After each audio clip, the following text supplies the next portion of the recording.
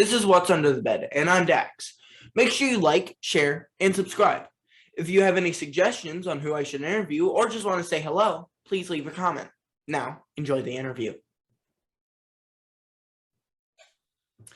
My guest today is Lisa Wilcox. She's an actress who has performed in more than 100 film, television, commercial, and theater productions.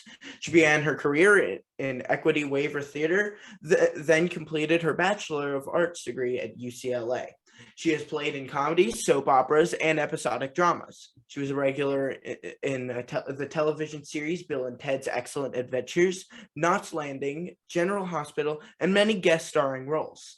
Some of her films include Men Seeking Women with Will Ferrell and Watches 4 with Mark Hamill. Of course, we love her role as the iconic character Alice from A Nightmare on Elm Street 4, The Dream Master, and A Nightmare on Elm Street 5, The Dream Child. Hello, Lisa. It's nice to meet you. Hello, Dax. Pleasure to meet you. You were born in Columbia, Missouri, but you moved around a little when you were young. You were in St. Louis for a while before landing in Washington, Missouri. What was your childhood like once you settled down in Washington? I had an amazing childhood. Missouri was great. I have a lovely family. We did move because of my dad's job, but overall it was great. I mean, my favorite place would have to probably be Washington, Missouri, because we lived in an area called Lake Sherwood, and we lived on a lake, and we had a dock and a boat, and I would take the boat, I'm like, how old was I? I think I was about 13, 12 years old when we moved there, and my girlfriend would be across the lake, and we would just go boat, instead of driving, we could take the boat. And the water skiing experience and all that. And overall too, why I say I had a great childhood. My mother was an airline stewardess back in the Pan Am days in the 60s. And she was a beautiful green-eyed redhead airline stewardess. I know it's called flight attendant now, but back then you couldn't be married and also be a flight attendant or stewardess. However, she still worked, so she married my dad, but she still did presentations for American Airlines along with other American airline stewardesses that had retired or had left American. And with that, sorry, it's a long story, but with that, she got free tickets for the entire family. First class was $5. Okay. So yes, Missouri, but my parents gave me and my sister an amazing experience of the entire United States. Going to New York, seeing Broadway plays, going to Florida, going to Texas, going to California, so I had a very well-rounded experience as a kid, and also the Missouri experience, fishing and water skiing and, all that stuff. And it's upon my dad was offered a great job in Newport Beach, California. So he moved us all out to Irvine. And that's where I finished and completed high school. Before the influence of movies, what scared you the most as a child? Was it like a monster under the bed? What was it? Well, I grew up Saturday mornings. It was all cartoons. We had a basement in Missouri. My sister, and we had this fleshed out basement. It was fantastic. My sister and I, we would watch cartoons. And then around 11:30 noon, it became the half-hour show of the Monkees. Do you know the Monkees? Mickey Dolenz and whatnot, the show, the Monkees? I've heard of them, but I you've got to watch it. They're fantastic. And then all afternoon, it would be black and white scary movies, the Draculas, the Frankensteins, all that stuff. And I absolutely loved it. I've been fascinated with horror and scary things since I was a little girl. So what scares me really, it's more of fascinated. Like, I do believe in poltergeists and ghosts. I've actually had my own personal experiences. But anyway, growing up, in the summer, Mom would take us to the library, and I'm checking out anything about ghost stories, paranormal, anything like that. So I can't say I was ever honestly scared. It's more fascinated. Kids are often first introduced to horror through fairy tales or children's stories like Hansel and Gretel or Billy Goat Gruff. Was there a story that scared you the most as a child? Oh, that's an interesting question. Stiltskin. What's the one? Rumpelstiltskin? Yes, I think that one rather freaks me out. Rumple? I think Yes, Rumpelstiltskin. that one. Yeah.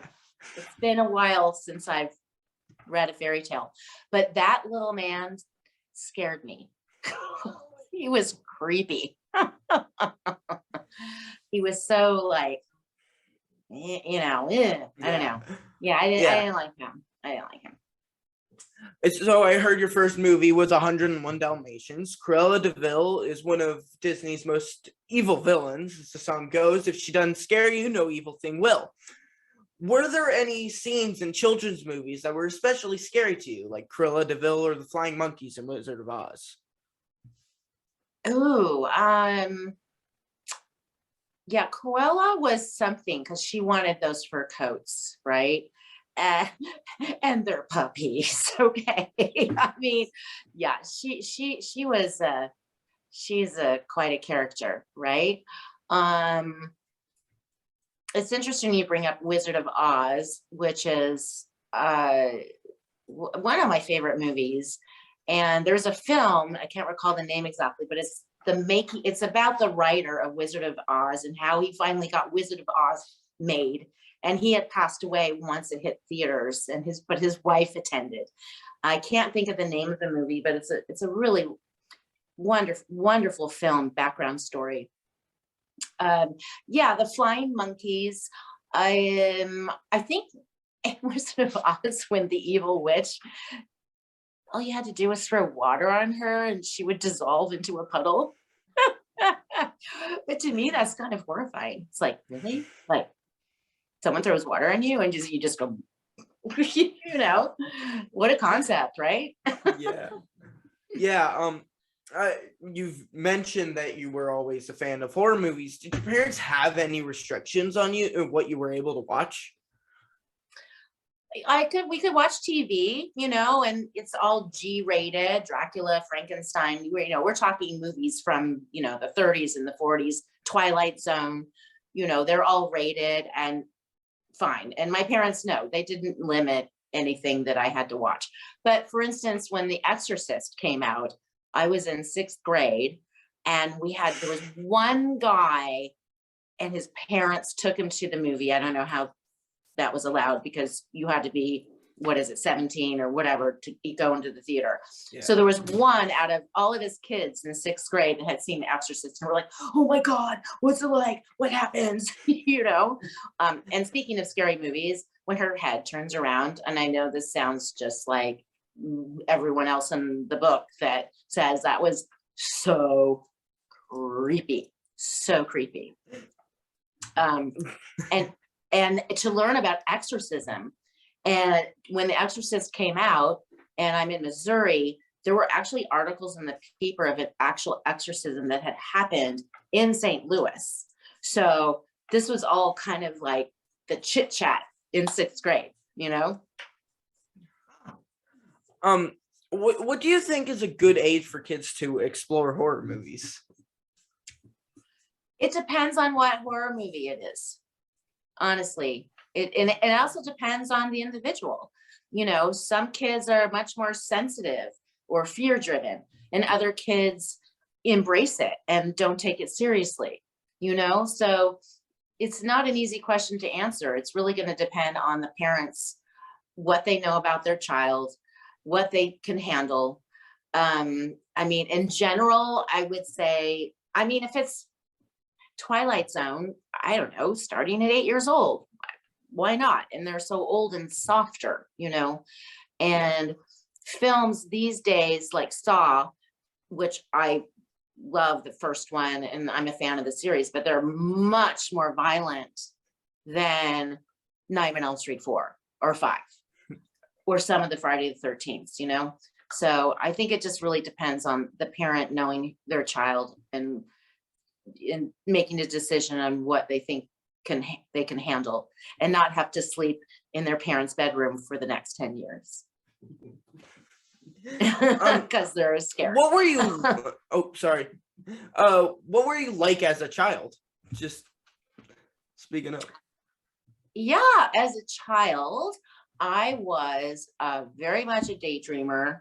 I read books like crazy. Nancy Drew, Dracula, Bram Stoker's Dracula was the first actually full novel I read. I read that in 4th grade, and it was not on the reading list in 4th grade. It's something I got at the library. So I was definitely very to myself, you know. And since we did move a lot, it was hard to make friends because there are already cliques and this and that. And I really preferred to just be in my room and be reading my books and getting involved in my head with the characters and the stories. I also learned to play guitar. I love to have my sister dress up, and I would create scenarios like theatrical plays or this and that. So I was a very creative child, but I was definitely introverted. You just said that reading was an important way to cope with moving around, and when you were a kid, and you mentioned Dracula was your first novel. Was it books or movies that started your interest in horror? Books. Well, I mean, I have to say a little bit television, those Saturday afternoons showing those black and white fabulous Draculas and Frankensteins and all kinds of movies. But I think books would have been my initial interest, and also just loving to read ghost stories and things that are documented and all that. So if I had to choose, I'd say books. You've said your mother was a flight attendant for a while, and her job allowed you to travel to New York occasionally.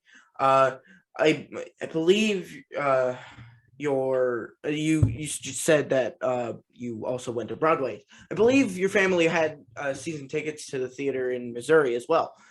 We did, the Muni Opera. Yeah, was there a particular show that inspired you to become a theater actor?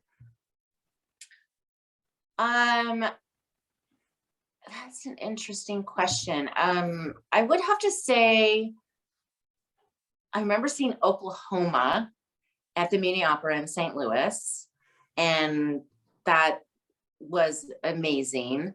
And then in New York, we saw a play called, I think it was called Dracula. And I absolutely loved it. And then later on, once we were in California, I saw Evita, and that just blew me away as well. The film as well, not only just the theatrical performance. I was rather in awe with the experience of live theater overall. And it definitely got me going. But mind you, when we moved to Missouri, I did one play in 9th grade, and we can talk about that if you like. I'll let you decide. But when we moved to California, my intention, I wanted to be a doctor. My great grandfather was a doctor who actually died when my grandmother was 3 years old because of the influenza in the 1900s. And then my grandma actually became a registered nurse. So that was more the direction I was heading. Interesting enough. You've mentioned that you were in a play in Missouri, but MASH was that play, and it was your first play. You played the character Miss Randazzo. Can you tell me about that experience? Well, here I am, really quite an introverted person. However, I will say in like English class, and the teacher is talking about a poem, and then she throws out a question, I love to raise my hand. I was fascinated again by books. And anyway, there's this audition. I just decided to audition, and I did. And I got this little part, Ms. Randazzo, which was more comic relief. And I'm playing a secretary. MASH, if you know the TV series, was actually a play first. And so anyway, I got this play, and it's opening night. And I love the rehearsal process and all of that, and just seeing this whole thing that's just a concept come to life. And that's what still fascinates me about theater and film and television. All the parts, all the moving parts it takes to have something presented to the public and make an impact on the public, you know. Anyway, it's opening night, and our scene was in front of the curtain. And it's basically, I'm the secretary. I'm wearing a pencil skirt, sexy, red lipstick, high heels, and all this. And I'm supposed to go walk over to my boss, who's sitting at his desk, and I'm going to sit on his desk, you know, and take notes on my steno pad and whatnot. So we have about 400 people in the auditorium. Again, it's high school. And I'm walking, and one of the footlights, if you know what those are, they're lights that are at the stage, on the edge of the stage, Yeah. and they can be up and open with lights shining, or they can be flat and locked if you don't need those lights, you know. Anyway, so it's flat, but one of the footlights was not locked. And this is where I have to walk. So it's center stage, and I'm walking, it opens, and my foot goes down, and I have this strappy high heel that's now dangling off my ankle down into the footlight down below the stage. And I'm literally like trapped. And so the audience thinks this is part of the act. They don't know, you know, and they're laughing and all that. But I am seriously, you know, and of course my pencil and steno pad have gone flying. And the actor was playing my boss. He's like, he starts improvising, you know, he's like, well, you had a little too much to drink there, Ms. Randazzo, that kind of thing. Anyway, backstage, they finally realized something's going on, and the guy who was playing Hawkeye literally sticks his head out, and I am center stage out of the curtain, and he helps to free me from the evil footlight. And I put my strappy high heel back on, picked up my steno pad and my pen, and proceeded to do the scene. Was there ever a video from this performance? And does it still Oh, exist? I wish. I did just run across some photos of that night. And unfortunately, there's no photos of me trapped in the footlight or anything like that. You know, back then it wasn't as easy as iPhones and, you know, all that kind of stuff. But boy, oh boy, did I laugh out loud when I ran across those pictures that were in my mom's photo album. I was like, oh yes. Oh yes. So, and shortly thereafter, we moved to California. It was after this, your father had a great job opportunity, which you mentioned, in Southern California, and you moved to Newport Beach. Yeah. What was this move like for you and your sister? Were you nervous about it or excited? Oh my gosh, we were absolutely so excited. Are you kidding? California. I mean, back then the Beach Boys were, you know, the rock band, and we're like, you know, leaving Missouri and going to California boys. We were super excited. What were you like in high school? In high school, once in California. So I started high school in Missouri, then in California. Again, moved, have to make new friends and all that. I would say I was still an introverted person, but something happened. My mom and my sister's 1 year younger than I am. They were getting ready to go somewhere. And I'm like, where are you going? And my sister, she wanted to go to Barbizon modeling school. And I'm like, well, I want to go too, you know?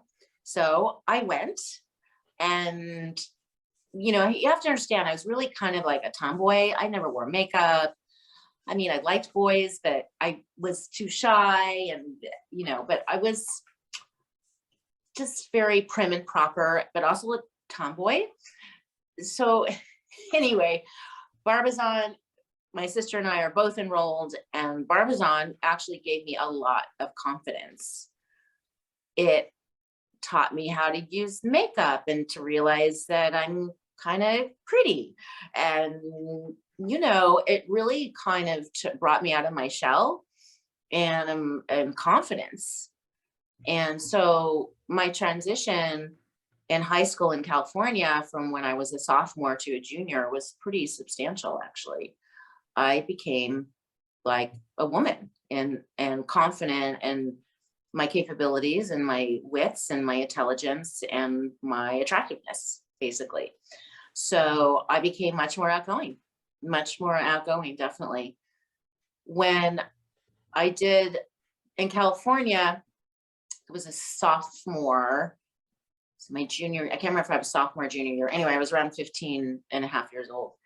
And a friend, and again, I'm thinking of, I want to pursue medical. And a friend of mine says, oh, I'm going to this audition in Newport Beach at Buddy Ebsen's theater. And actually just tying that in with Wizard of Oz, Buddy Ebsen was supposed to play the Tin Man, but he had a horrible reaction to the makeup. So they cast another actor. So anyway, so I'm like, okay, sure, fine, I'll go with you. So I'm sitting in the theater and, you know, other actors are auditioning and, you know, he's waiting for his turn to audition for that role, whatever role and whatever. And I keep getting my shoulder tapped by the producer, name's Jane Nye. And she said, you're auditioning, right? And I'm like, oh no, I'm just here with my friend, you know. Anyway, she was very persistent.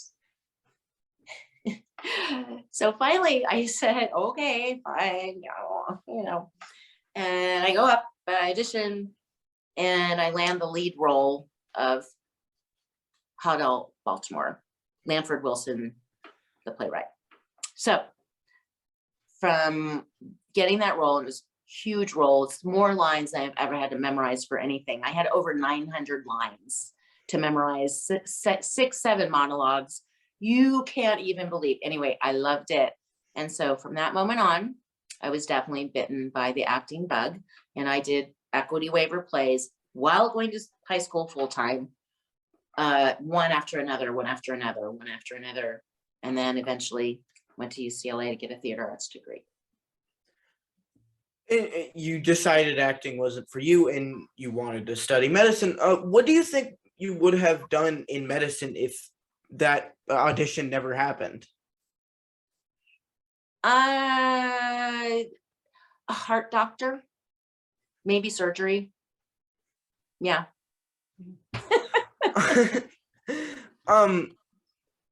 Were your parents ever concerned about you becoming an actor? My parents were incredibly supportive. They were so supportive. My mom and dad both went to every performance. My mom sometimes would go multiple times and bring family friends, you know, and all that. They were super supportive, but they also said you need to get a college education, and it's fine if you want to get a degree in theater, just you need to get a degree, you know. And I was totally cool with that. And actually I enjoyed school. I mean, I was a really good student, and yeah, so that's what happened. But it's interesting at UCLA. So I get entered into the theater arts program, which, believe me, which is Los Angeles, understand, and very hard to get into. Okay. Today, it's probably even 1,000 times harder. But at one point I decided I wanted to become an archaeologist because I love archaeology and anthropology and all of that stuff. So I changed my major for 1 quarter, but then I realized it was going to take too long to do all the classes, and I would graduate after 4 years. So I went back to being a theater arts major, and thankfully they let me come back. So anyway, I don't know. I have many interests, I guess you could say. You completed your degree and studied Grotowski for acting. What is the Jersey Grotowski technique for acting?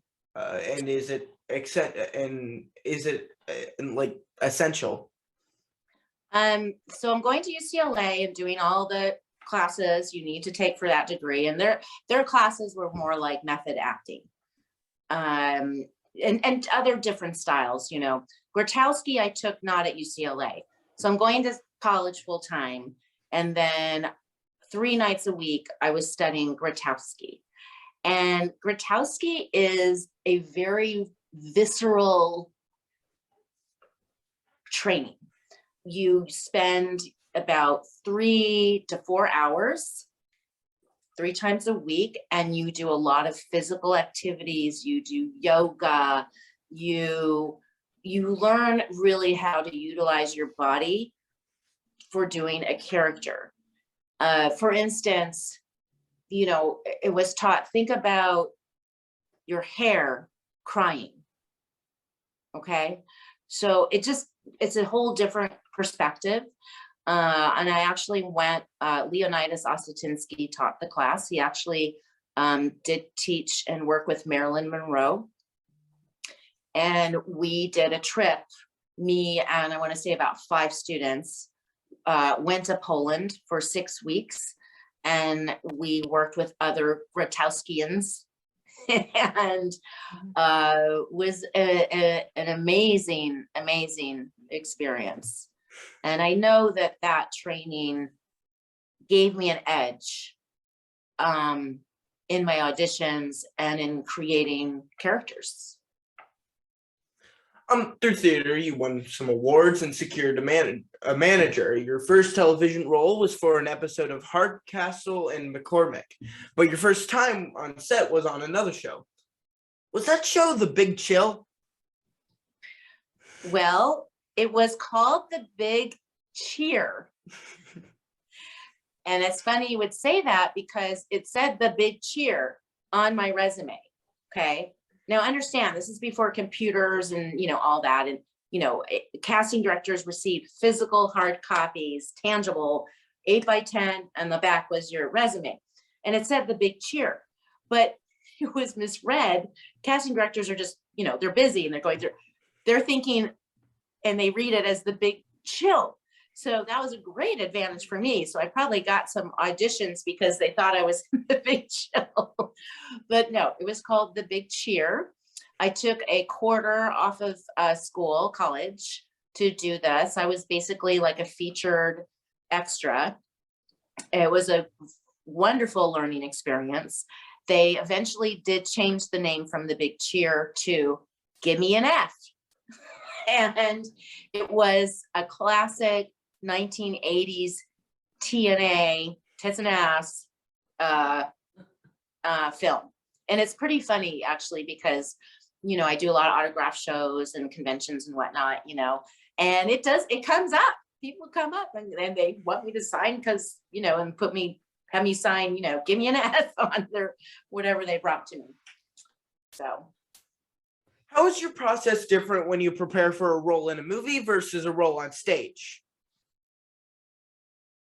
Well, it's definitely different because on stage, you get the opportunity to do rehearsals 5 nights a week.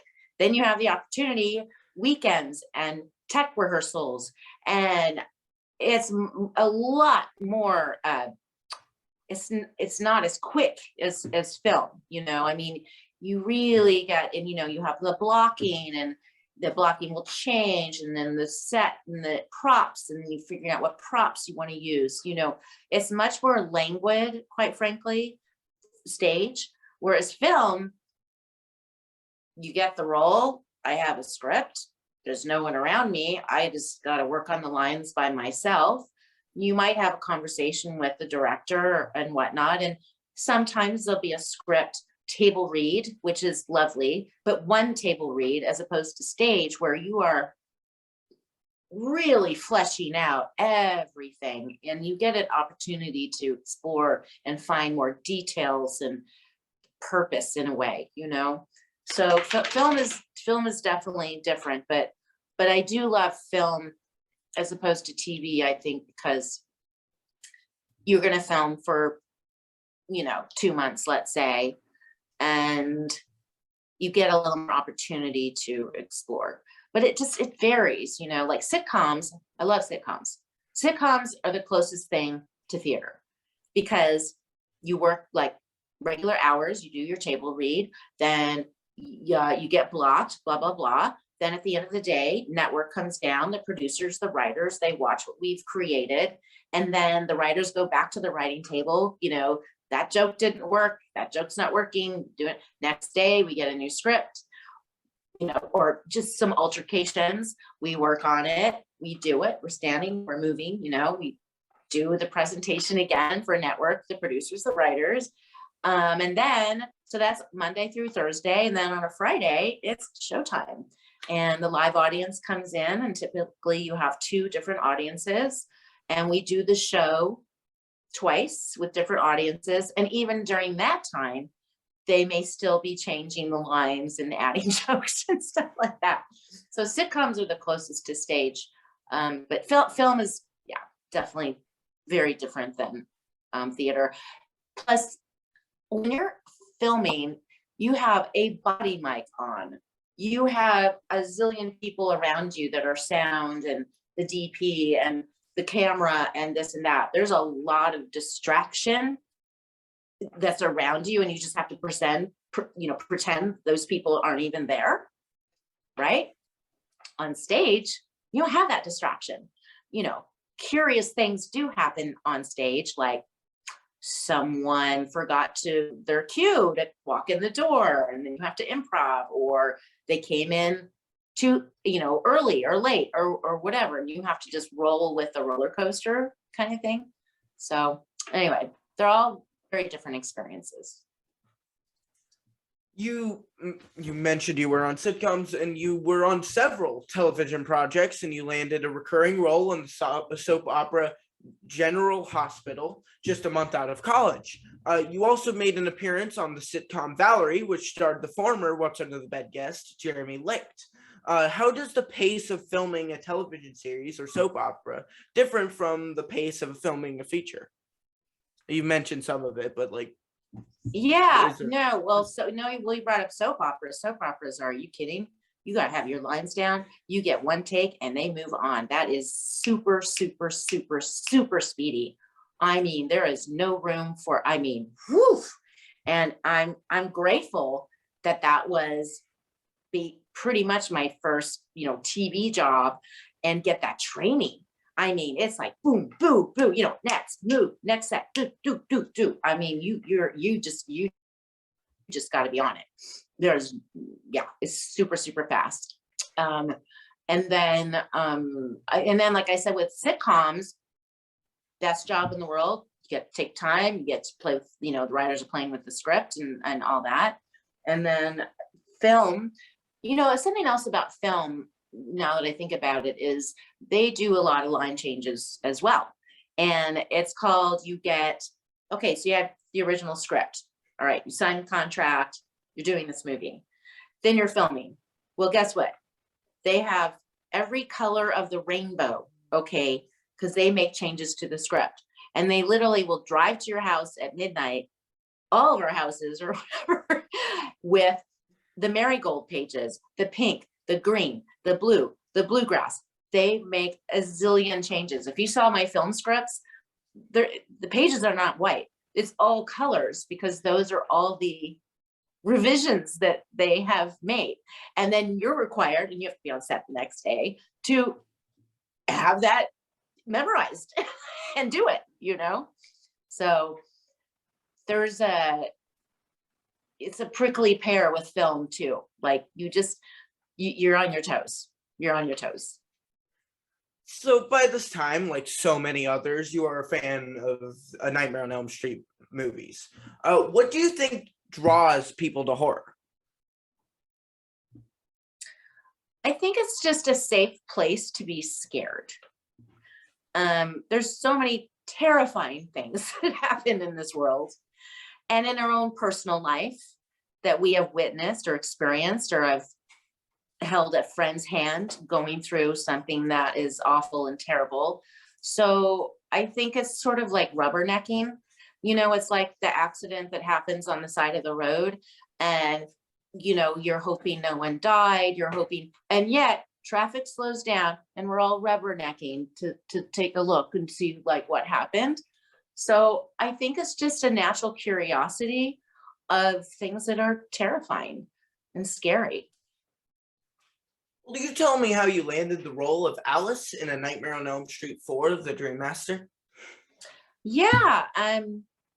So through UCLA, I got an agent because I did theater at UCLA, and I got a great agent and a manager and whatnot. And I've started working, and then my manager says, I've submitted you for, they're doing Nightmare on Elm Street, a fourth Nightmare on Elm Street. I was super excited because I was already a fan of the series, had a huge crush on Rodney Eastman, you have no idea, and who played Joey in Nightmare 3. So anyway, and then my manager says, well, casting office is not going to let you read.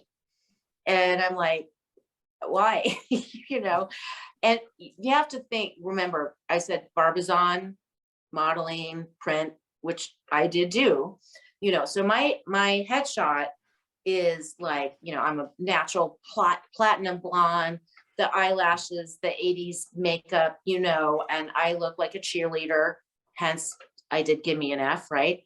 I look like a you know, a beauty queen, hence Hardcastle McCormick, I play a beauty queen, you know, so my headshot did not represent at all what they pictured for Alice Johnson. Understandable, of course, you know, and my resume had a lot of theater on it, so, and my training and stuff, but no, didn't happen. So Annette Benson, who cast Nightmare 1 through 5, told me the story that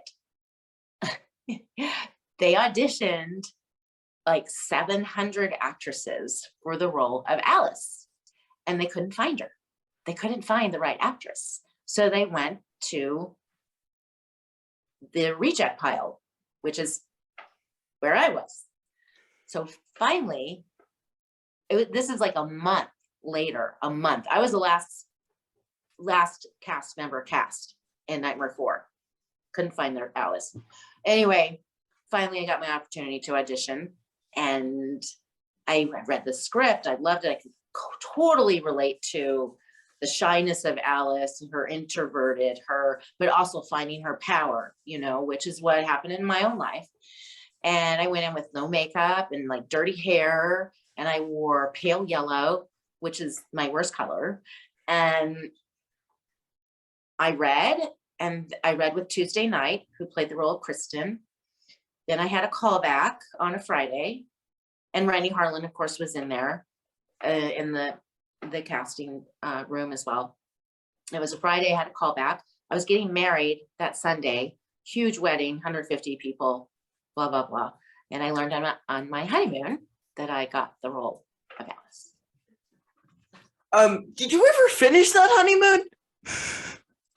Like after? No. Oh, No. I think it was on day 4, and we had a 10-day honeymoon in Hawaii, you know, prepaid hotel, all that, you know. And I get a call, I got the role, and they wanted me to come back to California, to LA, to do photo tests and all this kind of thing. So I did leave my left my honeymoon anyway, and he never forgave me. We're now divorced. You know, it took a little time. We did have 2 beautiful boys and all that, but yeah, he never forgave me for that. It's like, and he was in the film industry. It's like, you know, this is how we gig workers work. It's like, you get the call, guess what? You go. How do you feel about the term scream queen or final girl? I definitely am not a scream queen. I'm not a scream queen. I don't even like scream.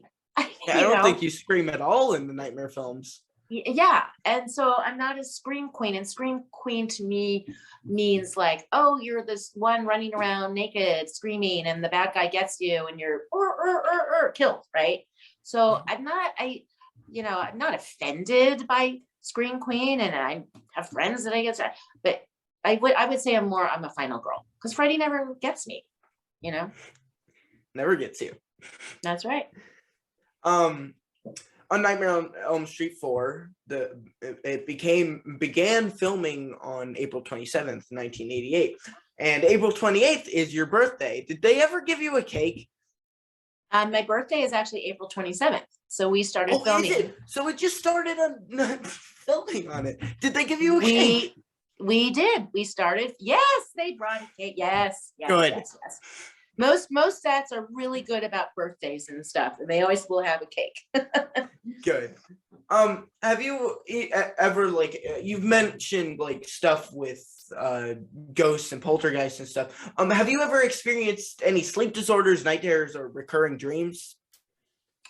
I've had no, I never had night terrors or anything, but I have a recurring dream that has happened. And actually, this might answer a question earlier that you asked me. So this dream is that I'm at the zoo with my mom, and I'm in her arms, and I'm like 5 years old or something. And we're looking at the chimpanzees and the gorillas at the zoo. So a gorilla reaches through the bars, takes me out of my mother's arms, and he takes me to the back of his cage, opens the door, and it's Planet of the Apes. It's the scene, it's a wide shot in Planet of the Apes, the original, and it's brown, like a field, and the grass is all dried, and the humans are in a cart being pulled by a horse. And it's that image obviously made it quite an imprint on me. Planet of the Apes, I found it rather terrifying. And I still have that recurring dream. It's so weird. Was your mother ever considered for a part in Nightmare 4? Yes, she was. They were looking for, like, who was going to play old Alice. And you know, I said, oh, well, my mom, I look like so much like my mom, she could play it. And then it's like, got a picture of her. Again, this is before iPhones and computers necessarily and all that. I mean, there were computers, but anyway. And then, but they decided she looked too young. So that didn't work. It didn't work out, but that would have been really super cool, and she would have done it, but they didn't cast her. She looked too young. So then they used me, and they tried 3 different kinds of old age makeup on me. Sitting in the chair, like Robert does to become Freddy, and to figure out how to make me look old. And, we figured it out, and that was really fun to play. I think my Grotowski training came in handy because, I made a choice that I had some arthritis by then, and, walk differently, talk differently than, young Alice. There's a creepy scene between Alice and Freddy in the Craven Diner, featuring Freddy's Soul Pizza. Who is Lisa Pizza?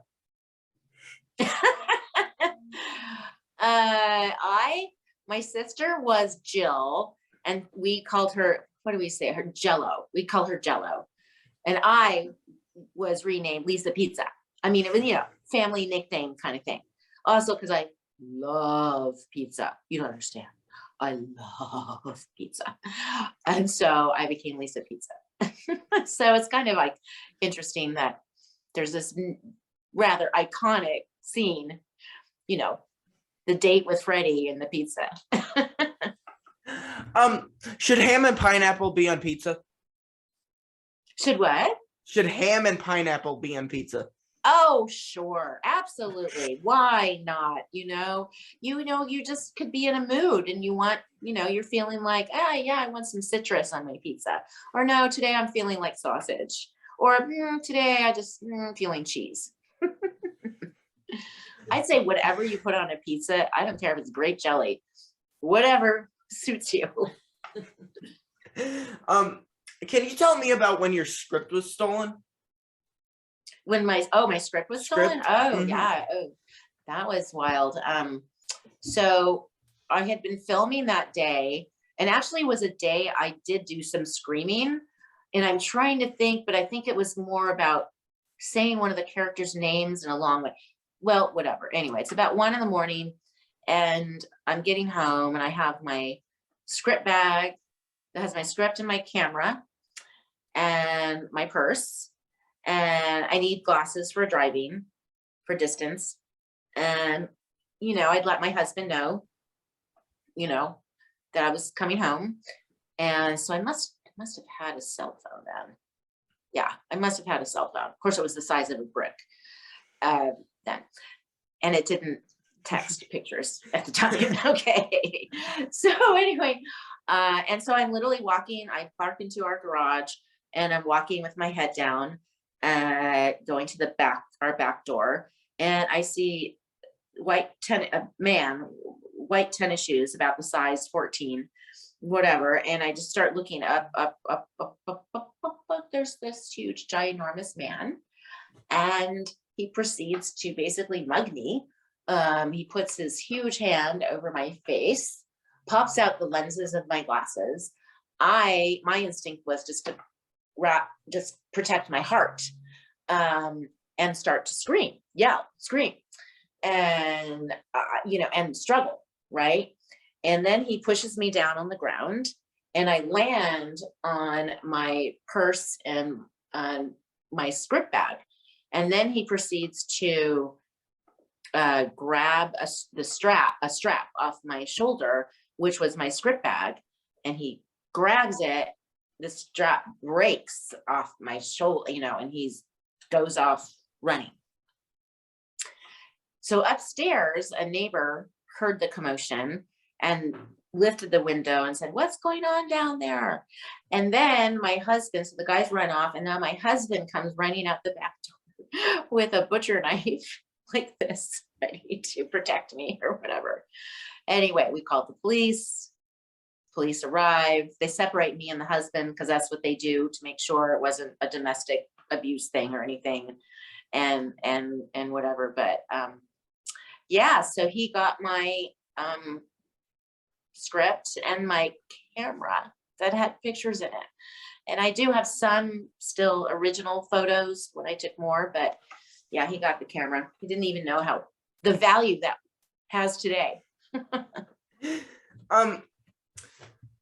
Can you tell me about the first time you were recognized? The first time I was recognized here's the thing, is that when I got Alice, they asked me to dye my hair. I had platinum blonde hair, and they asked me to dye it, and it makes perfect sense. Well, here's the story with that. Renny Harlin hired 3 blondes. Me, Brooke Thies, who plays Debbie, and Tuesday Night, who plays Kristen. And we're all blondes. So Kristen had to stay a blonde because, because she's reprising the role of Patricia Arquette, who's blonde in Nightmare 3. Brooke Thies, they put on a big old ass, 80s wig. And with me, they asked me if I would dye my hair red. And I said, well, can we just do a rinse on my hair? And so every single morning, they put a rinse on my hair. I may as well have dyed it, because after weeks and weeks of filming, think of you're throwing red paint on a white wall over and over and over again. So it stained my hair. Anyway, I forgot what your question was. It was crap, I've lost it now. First time you were recognized. That's okay. First time I was recognized. Okay, so I guess my point is that so the movie's done, and then the hairdresser said use this stuff Metalax to get this red dye out of your hair. Anyway, it kind of came back blonder, but I didn't get recognized often because I went back to blonde, and I'm a redhead in Nightmare 4, right? But anyway, the first time I got recognized, I was in a clothing store at South Coast Plaza, I think it was. And it was a, women's dress store or whatever. And they were these 2 teenagers, and they saw me, and they're like talking to each other. That's Alice Johnson. But it's like, they talk as if I'm not there, like I'm a poster or something. Anyway, it was very interesting experience. But it was super cool too, you know. And it's not to say I never got recognized. I did, and always sign an autograph or, you know, whatever. But it was interesting for the first time in my life to be known for something that is now in the public, you know. It's great. So, can you tell me the significance of this? Where did you get one of those? I have my ways. I would say so. They're like, you can't find those anymore. I mean, oh my gosh, I'm very impressed. So yes, Star Trek Next Generation, I play a character, Utah. So, and I get killed. And they don't do that often on Star Trek because it's all about negotiating and this and that. But Captain Riker has no choice but has to kill me. And I did just this one guest star role, which was an amazing experience, and filmed at Paramount, which is my absolute favorite studio in the whole world. Anyway, I am a property on the Monopoly board. Kind of cool, right? And That's my very kids cool. and I would play Monopoly, and they'd be like, "Oh, we landed on bomb."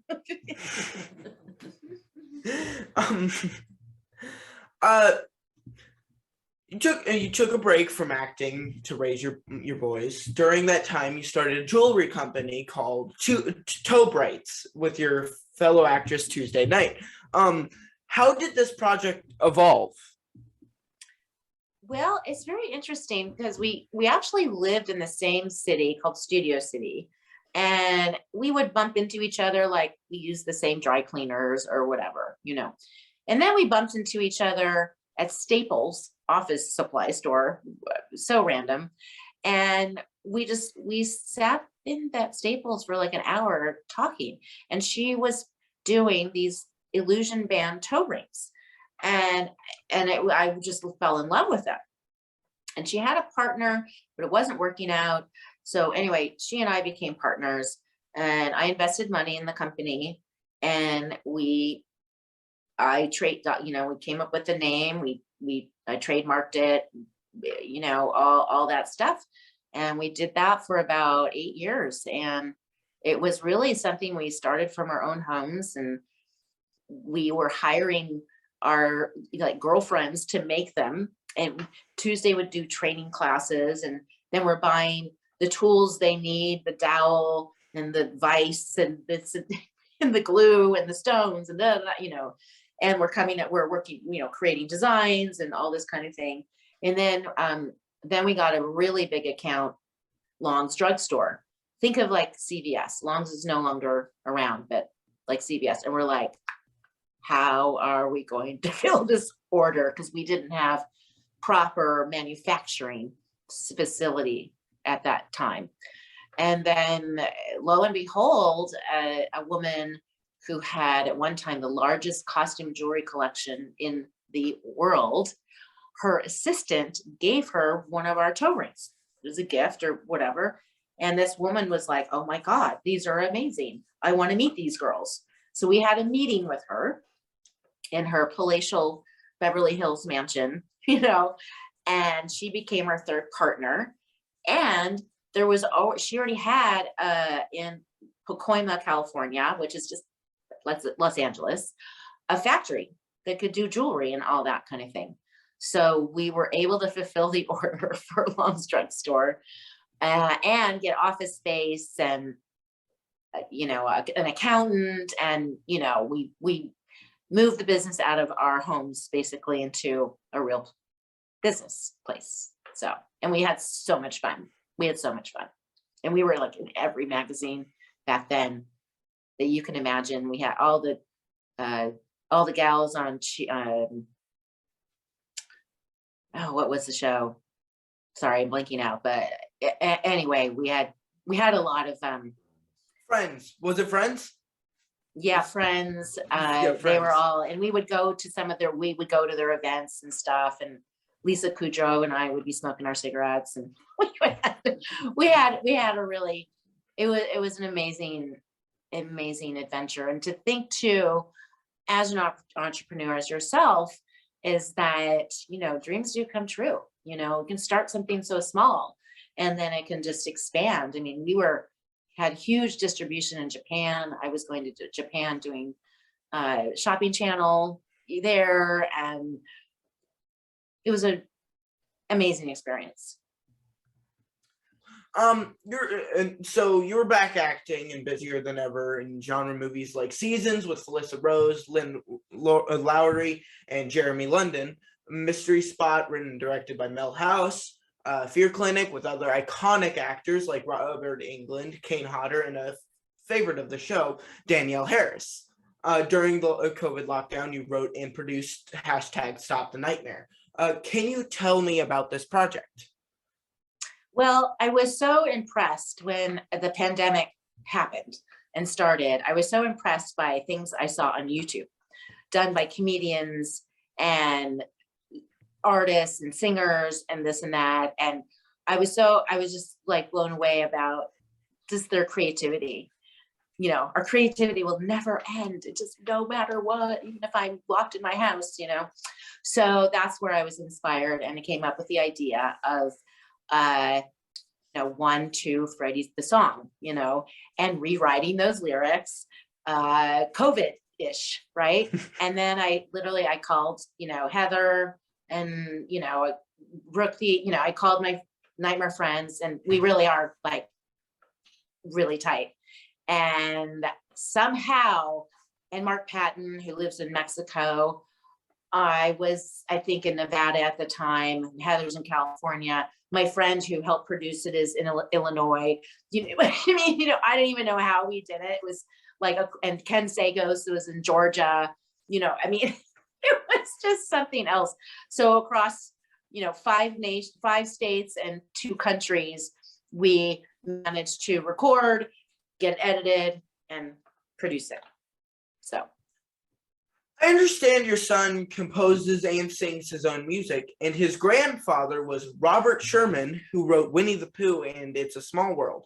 Do you believe more songs have been written about love, lust, or heartbreak? I know it's a weird transition. More songs are written about love, lust, or heartbreak? Heartbreak. Do you have a reason for it? Well, that's just trying to add it all up. Think of all country western songs out there. Oh yeah, they're all about heartbreak, and country western is a big part of our music industry. I don't know. I don't know. I'd have to count them all up. I mean, plenty of songs about love too. I mean, gosh, it's an interesting question, and you have to look at too every generation. Look at the 40s, the 50s, the 60s, the 60s is going to be much more about government control and, blah, blah, blah. 70s, I think, is a much more upbeat time.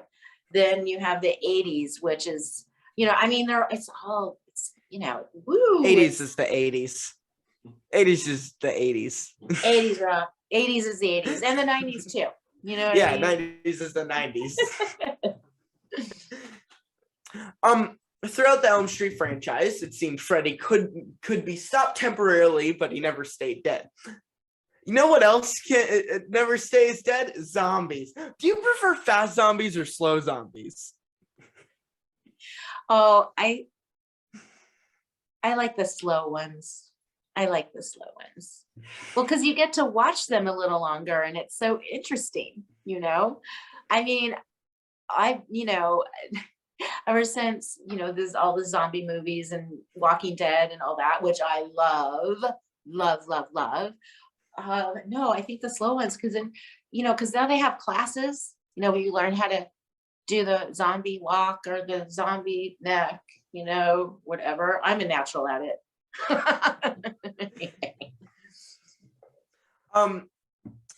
You're a fan of music from the 60s and 70s. This last question is a Sophie's Choice.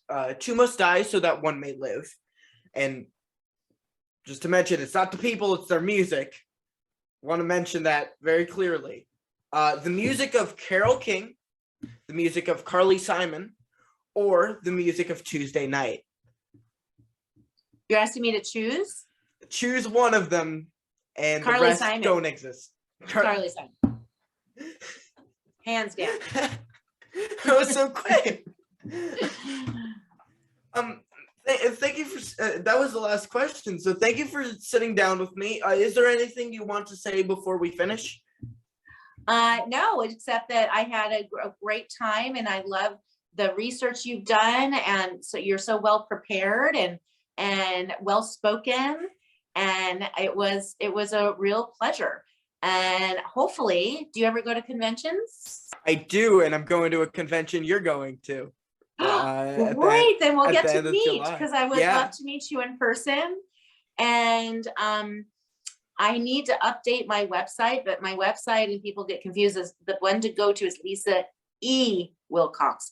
There is a lisawilcox.com, but that company doesn't reply or anything. Yeah. So Lisa E. Wilcox, and follow me if you aren't already at the Lisa Wilcox on Instagram. I don't do Facebook very often, but I do Instagram. So do you have anything coming up as well? I have so much coming up, it's insane. And it's great. And I've already done 4 films this year, and I did a reality TV show, which I can't talk about yet till it comes out. I just so many just wonderful things. And as I'm allowed to talk about them, I will totally be posting them on Instagram. Okay. Well, that's a wrap. I'm going to stop recording real quick. Okay.